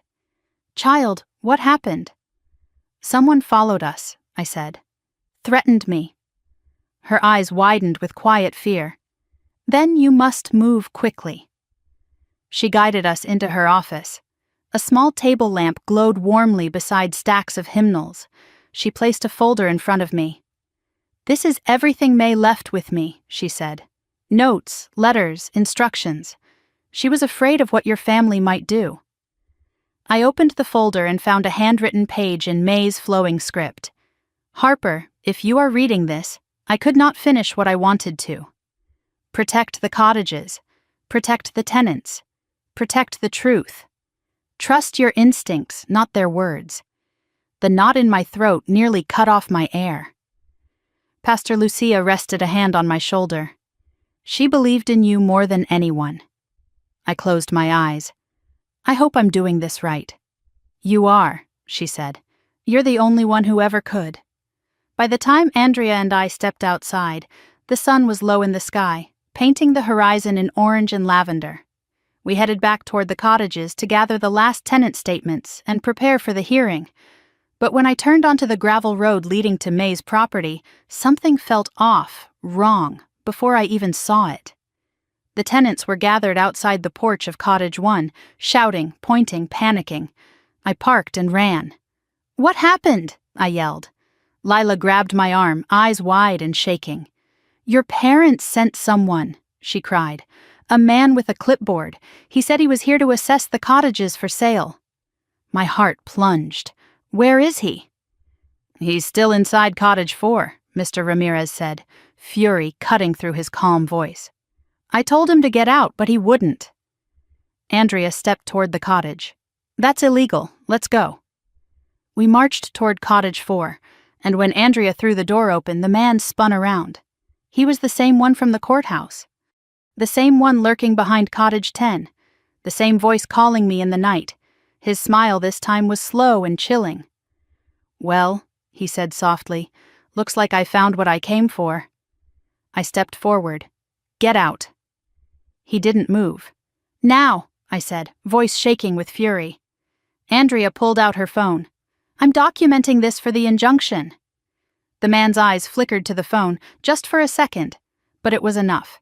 He stepped past us, walking out into the dusky light as if we were nothing but furniture. "This isn't over," he said over his shoulder. Then he vanished down the gravel path. Andrea exhaled shakily. "That was your parents' agent." "No," I said quietly. "That was something else. Someone else." I looked at the tenants' fearful faces, at the cottages glowing in the fading sunset, and something inside me hardened into steel. "I'm done reacting," I whispered. "It's time to fight back." Andrea nodded. "Then get ready. Because tomorrow, everything changes." Tomorrow was the hearing. Tomorrow I would stand in front of a judge with the truth in my hands. Tomorrow, one way or another, someone was going to break, but it wasn't going to be me. I woke before dawn, long before the alarm I'd set for 6. The sky outside May's cottage was still ink black, the ocean hidden in shadow, the air thick with that early morning stillness that feels more like holding your breath than peace. Today wasn't a normal morning. Today was the hearing. Today I was stepping into a courtroom to face my parents, my sister, and the stranger who'd been circling my life like a shark waiting for blood. I sat on the edge of the bed, breathing slowly, feeling the pulse of my heartbeat against my palms. For a moment I let myself imagine what Grandma May would say if she were here. "You stand straight, sweetheart. You speak steady. And you don't let fear touch what truth can carry." I swallowed hard. "I'll try." By the time I dressed and walked into the kitchen, a faint light was starting to push across the horizon. The cottages glowed dimly, like soft pastel ghosts waiting for a dawn they knew was coming. I poured coffee into her favorite Pelican mug, took one long sip, and set the mug gently beside the folder that held every piece of evidence I'd collected. Notary photocopy, witness statements, threat messages, emails, logs, ledger pages, real estate brochures, bank confirmations. And May's letter, her voice, telling me exactly who she trusted. When I stepped outside, the tenants were already gathering, all of them, every single one. Standing in a small circle near the main house, dressed neatly, somberly, respectfully. Mr. Ramirez stepped forward first. "We wanted to see you off," he said. "May stood up for us. Today we stand for her." My throat tightened painfully. Lila hugged me, whispering, "Please bring the cottages home." Tariq handed me a small homemade breakfast sandwich wrapped in foil. "You'll need strength," he said, cheeks reddening. "Protein helps." Mrs. Holloway grasped my hands in her frail but determined fingers. "Tell that judge the truth," she said. "That's all you ever needed." I blinked hard against tears. "Thank you, all of you." "Go," Mr. Ramirez said. "We'll be here waiting." Their belief filled me like something warm and steady, something I didn't know I'd been missing. Andrea's car pulled in just as I stepped toward mine.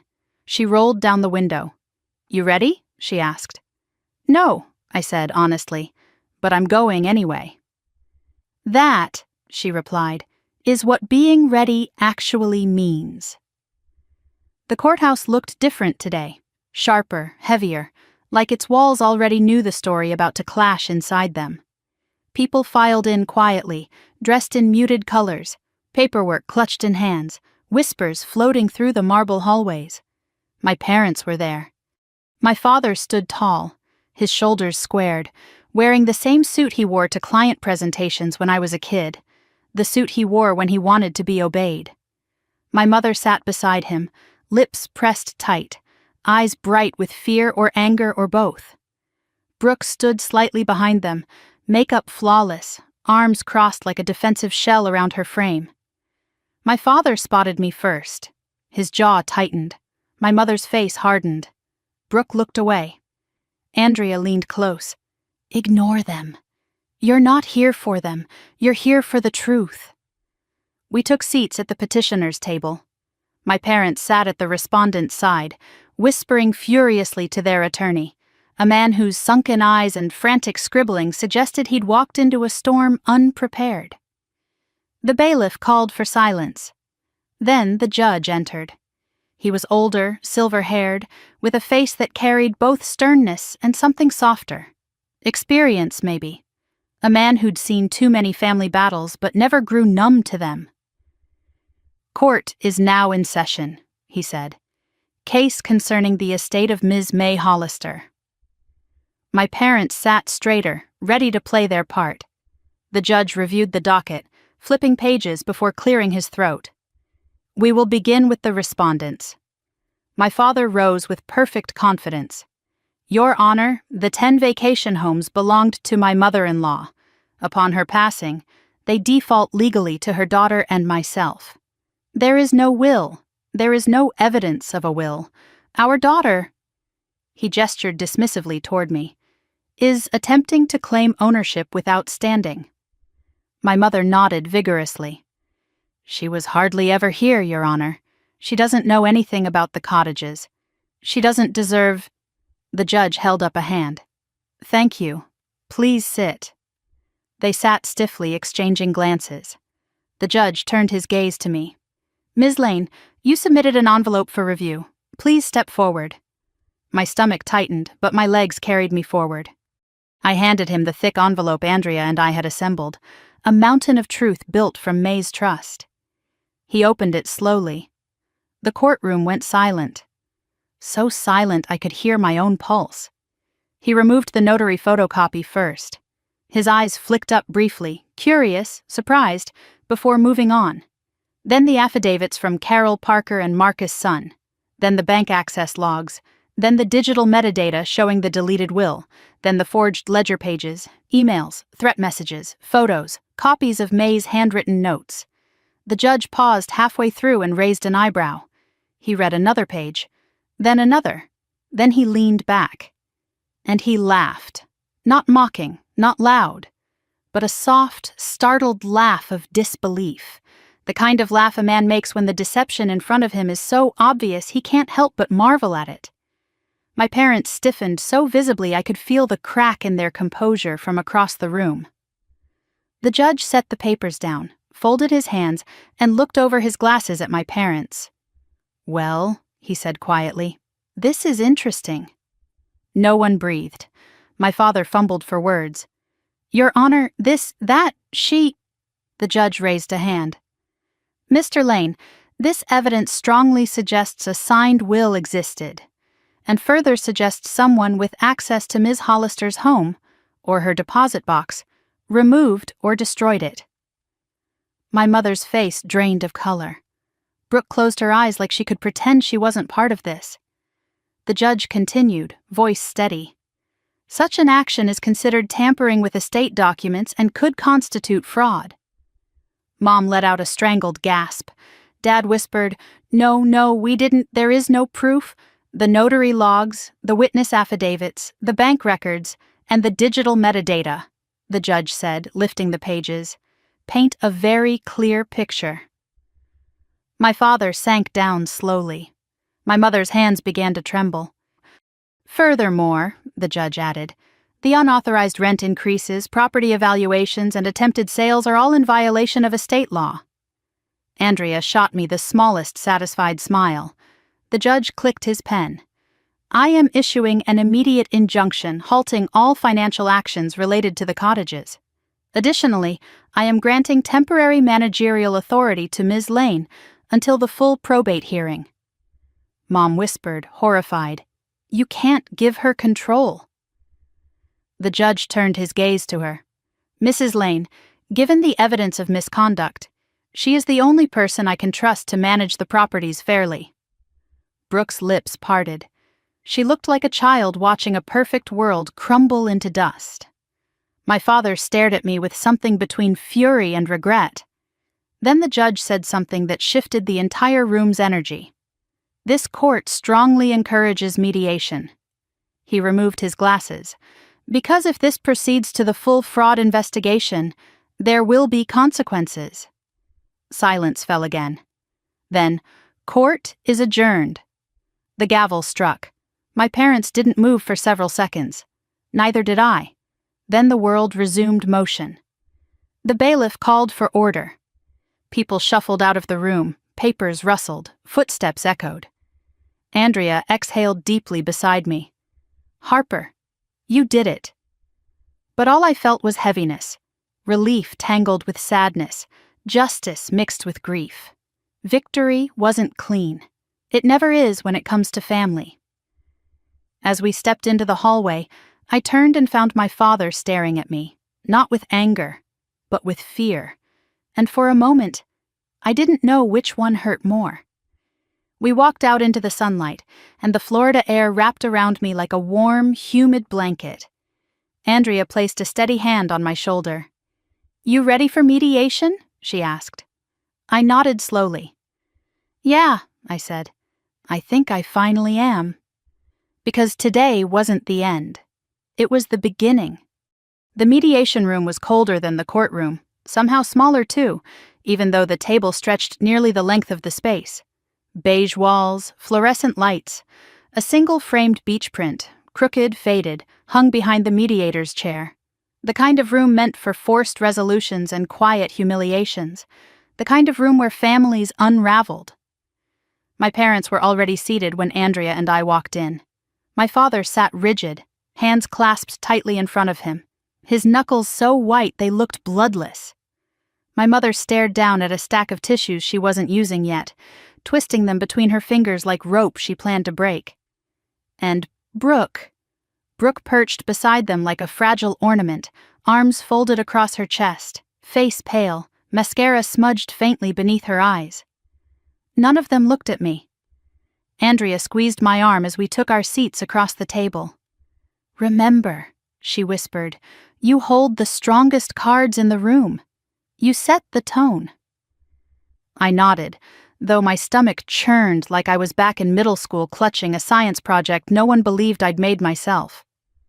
The mediator, a composed woman in her 50s with soft curls and an air of exhaustion, sat down and drew a deep breath. Thank you all for coming. We are here for one reason: to discuss a resolution outside of court, given the judge's injunction and the pending disputes over the Hollister properties. She scanned each face. This is not a place for accusations, it is a place to negotiate. Her gaze landed on me last. Ms. Lane, since the injunction favors your position, I'd like you to begin. My pulse thudded in my ears. Every eye at the table, except maybe Brooks, lifted to me. I inhaled slowly. I'm not here to punish anyone, I said. I'm here because the cottages matter. They mattered to May. They matter to me. And they matter to the tenants who've stayed there for years. My father scoffed quietly. This sentimental angle, Andrea cut in sharply. Mr. Lane, please wait your turn. He shut his mouth, but his jaw twitched. I continued, keeping my voice steady. I want the cottages preserved, managed ethically, maintained affordably. That's what May wanted, and that is the only outcome I'll accept. Silence followed. Then the mediator nodded. All right, let's hear the respondent's position. My mother finally lifted her head. Her voice wavered. We were overwhelmed. We didn't know she'd signed anything. We didn't know she'd spoken to other people. Andrea arched an eyebrow. You had access logs showing you entered her box after her passing. Stop, my mom whispered. Please. My father exhaled sharply. We made mistakes, all right? Mistakes, but we're not criminals. We didn't destroy anything intentionally. Andrea slid a printed copy of the digital metadata across the table, the record showing my mother's email as the last person to access and delete the PDF. My mother closed her eyes. I panicked, she said in a thin voice. She sent the file to our shared account. I opened it while we were planning the funeral, and I just didn't want to deal with it. I didn't think you were ready to handle all this, Harper. My chest tightened. Not ready? Or not the one you preferred? She swallowed. I didn't want this to split the family. It split the family long before I got here, I said quietly. My father rubbed his temples. We weren't trying to hurt anyone. Selling the properties was necessary. For money, I said. For survival, he corrected, voice cracking more than I expected. That startled me. Survival. My mother's shoulders slumped, and for a moment she looked older than I'd ever seen her. We're in debt, she whispered. Deep debt, Kyle's loans, your father's early retirement, medical bills, Brooks' business. Brooks shifted uncomfortably. I stared at each of them, shock cooling into something else. Understanding, maybe. Not forgiveness. But context. So you thought the cottages were your way out? I said. My father didn't deny it. His silence confirmed everything. The mediator leaned forward. Perhaps now would be a good time to discuss what resolution you're hoping for. Andrea gestured for me. I took a breath. Full managerial control of all 10 cottages. Legal authority to maintain them, reinvest in them, and oversee all decisions. No sales, ever. My parents stiffened. My voice remained calm. In return, I'm willing to provide a monthly stipend drawn from cottage revenues, enough to help stabilize their finances without compromising operations. My mother blinked. A stipend? Yes, I said. Not out of obligation, out of compassion. For the first time, Brooke looked directly at me. Her mascara-smeared eyes were wide, not with anger but disbelief. Why would you help us? I swallowed. Because someone has to break the cycle. She looked down, chin trembling. My father cleared his throat, voice softer than I'd ever heard it. What about your sister? Where does she fit into this? I turned to Brooke. That's up to her. She bit her lip. I don't deserve anything. No, I said gently. But you need something, help, direction, support, maybe therapy, maybe accountability. Her eyes watered. She nodded. Andrea leaned forward.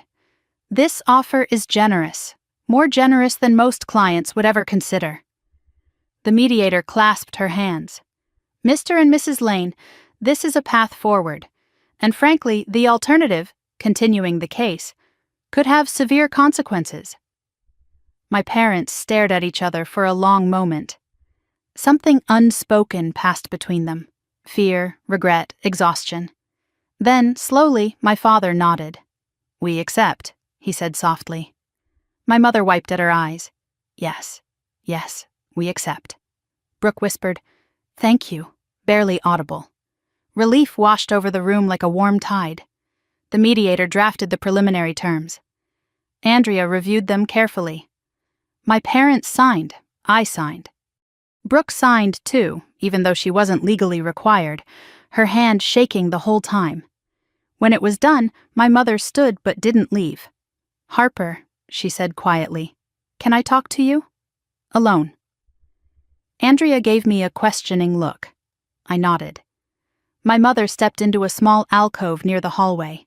Her breath trembled as she spoke. "I'm sorry," she whispered, "for everything, for choosing wrong, for not seeing you, not really seeing you." My throat tightened. "Mom, no," she said firmly, voice cracking. "Let me finish. You were always the strong one, the brave one, the one who didn't need us. And instead of being proud, I resented it. I shouldn't have." Her eyes glimmered with tears. "I'm so sorry I made you feel lesser than your sister." For a moment I couldn't speak. The apology I had wanted for years, decades, had finally arrived, not wrapped in excuses or guilt, but truth. It didn't erase everything, but it mattered. "Thank you," I whispered. She squeezed my hands. "Take care of the cottages, take care of yourself, and maybe someday, take care of us too." I nodded. When she stepped away to rejoin my father and Brooke, Andrea appeared at my side. "You handled that beautifully," she said. "Truly."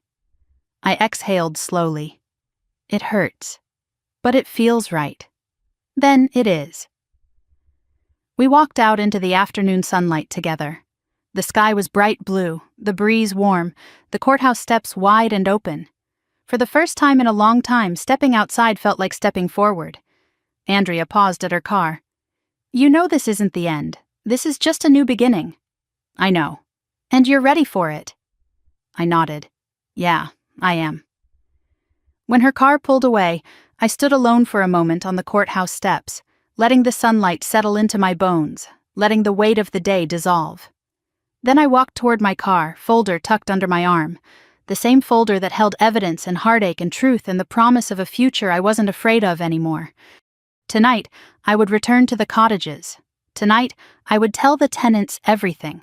Tonight, I would tell May everything too, standing on her porch, under her chimes, letting the wind carry the words she never got to hear. The cottages were safe. The legacy was safe. Because I was finally strong enough to protect it. And finally, I wasn't fighting alone. The sun had barely begun to rise when I pulled into the gravel lot of the cottages. Soft pink and gold streaked across the horizon, like someone had brushed the sky tenderly with watercolor. The palm trees swayed just enough to make the chimes on May's porch sing a sleepy greeting. After everything that had happened, the break-ins, the threats, the hearing, the mediation, I expected this moment to feel heavy, like the ending of a war. But it didn't. It felt like home. I stepped out of the car, the humid Florida air settling on my skin like a warm hand. The cottages glowed in the early light, mint, peach, seafoam, butter yellow. Still crooked, still imperfect, still beautiful, and now, finally, safe.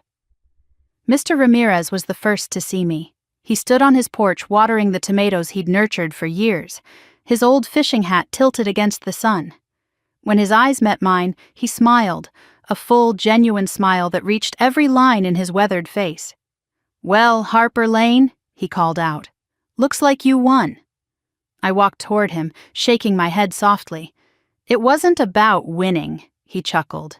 "Maybe not to you, but to the rest of us, it means everything." The porch doors opened one by one. Tenants stepped out, Lila waving with sleepy enthusiasm, Tariq holding a cup of coffee he clearly hadn't tasted yet, Mrs. Holloway wrapped in her rose-colored robe. Even the retirees from Cottage 7, usually up much later, were out early, leaning on their cane and walker like they refused to miss a moment. I felt something catch in my throat. These people, these imperfect, wonderful people, were why May built this place. She didn't build cottages. She built community, resilience, second chances. And now it was my turn to carry all of that forward. "Tell us," Tariq said. "How did it go?" I took a breath. We reached an agreement. Silence hung for a beat, waiting, hoping. "My parents accepted full managerial control being transferred to me," I said. "No sales, no listings, no forced moves. The cottages stay exactly as they are." A chorus of relief rippled through the group. Mrs. Holloway actually pressed her hands together in front of her chest like she might cry. "And the tenants?" Lila asked tentatively. "You're all safe," I said. "The injunction protects every one of you. Rents stay stable. No more notices, no more threats." A cheer went up, small, quiet, but full of joy. I couldn't help it. I smiled. The tenants crowded closer, some touching my shoulders in gratitude, others giving soft congratulations. For a moment, the porch felt like it was breathing with life, like the entire community had exhaled at once. After they drifted back to their cottages, I walked toward the main house. The porch boards creaked the same way they always had, the kind of familiar groan that used to annoy me as a child but now felt grounding, like May's voice murmuring, "You're home, sweetheart." I stepped inside and let the air meet me, a blend of lavender soap and citrus cleaner still lingering faintly from when she used to scrub the counters herself. The sunlight spilled through the slats, dust floating lazily like tiny golden galaxies. Today was the first morning I walked through the house not as a visitor or an intruder or a frightened granddaughter holding evidence, but as the caretaker May had chosen. Not officially in her will, but in every conversation she had with neighbors, every handwritten note she left scattered through the drawers, every lesson she taught me with her hands and her heart. I went to the kitchen, poured coffee into the pelican mug, and stood at the window overlooking all 10 cottages. I imagined May beside me, her elbow brushing mine, her soft laugh as she pointed out who needed help fixing a shutter or whose garden needed pruning. That was her way. Fix what needed fixing, help who needed helping, love without expecting applause. "Morning, Grandma," I whispered. Just then, the wind picked up, rustling the palms and making the porch chimes sing. A warm shiver ran through me. I took it as her answer. After breakfast, I began my usual rounds, something that had started as a desperate attempt to maintain order during chaos, but had slowly become the favorite part of my day. I tightened a loose hinge on Cottage 2's window, helped Lila replant her dying hibiscus, changed the light bulb on Cottage 5's porch, and adjusted the crooked shutter on Cottage 1 that always seemed determined to twist itself out of line. By mid-morning, my parents arrived. I saw their car before I saw them, my father's Navy sedan pulling into the lot with less confidence than usual, my mother sitting stiffly in the passenger seat, her eyes scanning everything as if trying to reconcile this place with the version she'd built in her mind. I walked toward them slowly, unsure how this moment would unfold. Dad stepped out first, smoothing his shirt unnecessarily. He looked older, tired, like the weight he'd carried so long had finally settled onto his shoulders instead of fueling his pride. Mom stepped out next. She looked fragile, her posture quieter than I'd ever seen it. Brooke wasn't with them today, which somehow made the air feel easier. Dad cleared his throat. "We wanted to come see how you were doing." I nodded. "I'm all right." Mom's eyes wavered before she found her voice. "We wanted to say, we're sorry. Again." Her voice cracked at the end, and for a moment she looked like the version of herself she used to be. The version that used to braid my hair before school, the version that used to tuck in the corners of my blanket just a little too tightly. Before life and pride and fear changed her. "I know," I whispered. Dad stepped closer. "We don't expect you to forgive us right away, but we want to try." I looked at him, seeing not the enemy he had been during the hearing, but the flawed, frightened man he had become. "You can start," I said, "by respecting May's wishes." He nodded. "We will." Mom hesitated, then asked, "Can we help? Maybe volunteer? Or do small things around the cottages?" It surprised me, the sincerity in her voice. "You can," I said softly, "but it has to come from a good place, not guilt." Her tears fell silently. Dad put an arm around her shoulders. "We'll do better." I nodded. "We all will." We talked for a while longer, slowly, cautiously, like people learning each other for the first time. When they finally left, I stood in the gravel driveway and watched their car disappear down the road. I didn't feel healed, not fully, but I felt open, and maybe that was enough for now. Later that afternoon, I walked down to the dock behind the main house. The water glittered beneath the sun, small waves tapping against the pilings in a rhythmic hush. I sat on the edge, dangling my feet above the surface the way I used to as a kid while May hummed tunes beside me. In my pocket was the small journal I'd started keeping. Inside it, I'd copied the most important words my grandmother left behind. Protect what matters. Lead with integrity. Choose truth even when it's hard. Choose kindness even when it hurts. I closed the journal gently. That evening, as the sun dipped low and the cottages turned gold once more, I gathered everyone on the main porch. We shared food, simple dishes everyone contributed. We laughed. We talked about repairs and renovations and ideas for the future. Someone played music from a small speaker, the chimes sang along. I watched them, my new family, the unconventional kind, and felt peace settle in my chest like a warm stone. When the gathering finally quieted and the tenants drifted back to their cottages, I stood on the porch alone, the moon rising above the palms. I turned toward the wind. "Thank you," I whispered. "I hope I made you proud." The chimes answered, and in that moment, I believed she heard me. Before going inside, I took one last look at the row of cottages, lit softly, standing steady, carrying stories older than me, and stronger than the people who tried to steal them. This was home. This was legacy. This was mine to protect. And maybe, in a way I never expected, this was the beginning, not the end. If you've stayed with me through this entire story, thank you. I hope it reminded you that family isn't just who we're born to, it's who shows up when it matters. If this story touched you even a little, I'd love to hear your thoughts. Tell me where you're listening from. Share it with someone who believes in integrity, in second chances, in quiet strength. And if you want more stories like this, stories of truth, resilience, healing, I hope you'll stay with me, like, comment, subscribe, and come back for the next chapter of courage. We still have so many stories left to tell.